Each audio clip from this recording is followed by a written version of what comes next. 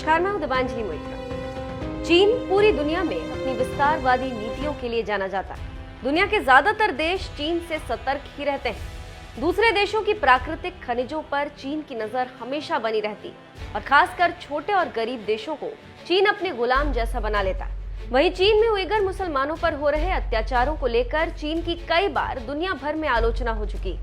चीन हमेशा से अपने किसी भी आंतरिक मामले को दुनिया के सामने उजागर नहीं करता, लेकिन उइगर मुसलमानों पर हो रहे अत्याचारों को लेकर चीन की हमेशा चर्चा होती रहती है। इसी बीच चीनी राष्ट्रपति शी जिनपिंग ने उइगर मुसलमानों को लेकर कुछ नसीहत दी और प्रशासन को बाकायदा आदेश दिया है कि वे इस्लाम को चीन की परंपराओं और समाज के मुताबिक ढालने की कोशिश करें।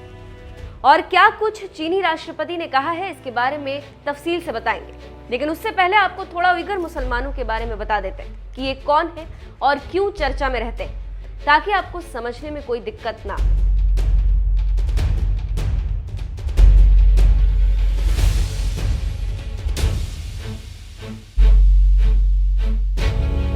सबसे पहले आपको बता दें कि उइगर मुसलमान अल्पसंख्यक तुर्क जातीय समूह से ताल्लुक रखते हैं।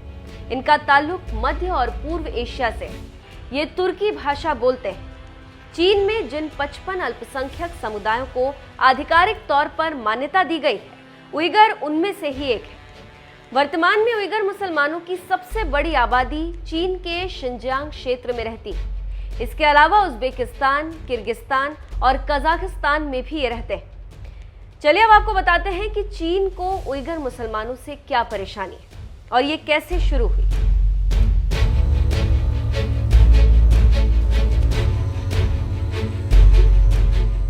दरअसल चीन ने उइगर मुसलमानों को एक क्षेत्रीय अल्पसंख्यक के रूप में मान्यता दी। चीन इन्हें स्वदेशी समूह मानने पर सीधे तौर पर मना कर चुका है। इस समुदाय पर चीन की नजरें हमेशा से ही टेढ़ी रहीं। ये समुदाय चीन के शिनजियांग क्षेत्र में रहता है। पिछले कुछ दशकों में इस प्रांत का तेजी से आर्थिक विकास हुआ, लेकिन उइगर समुदाय के साथ होने वाले भेदभाव के कारण इसका फायदा यहाँ रहने वाले हान समुदाय को मिला। इसी कारण 2009 में शिनजियांग प्रांत की राजधानी उरुमकी में दोनों समुदायों के बीच हिंसा हुई। इसमें 200 से ज्यादा लोगों की मौत हो गई। इस घटना के बाद चीन का इनके प्रति रुख और सख्त हो गया।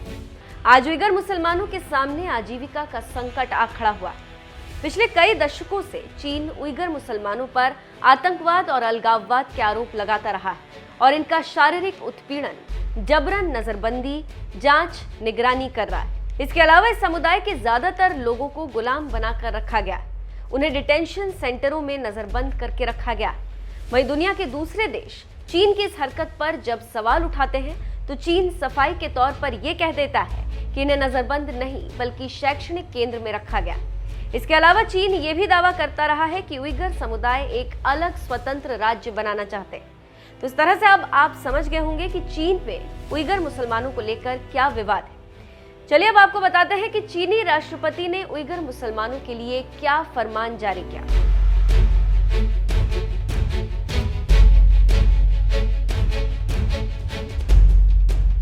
चीनी राष्ट्रपति शी जिनपिंग चीन के शिनजियांग प्रदेश के दौरे पर पहुंचे थे। यहाँ उन्होंने चीनी मुस्लिमों को लेकर कई बातें कही।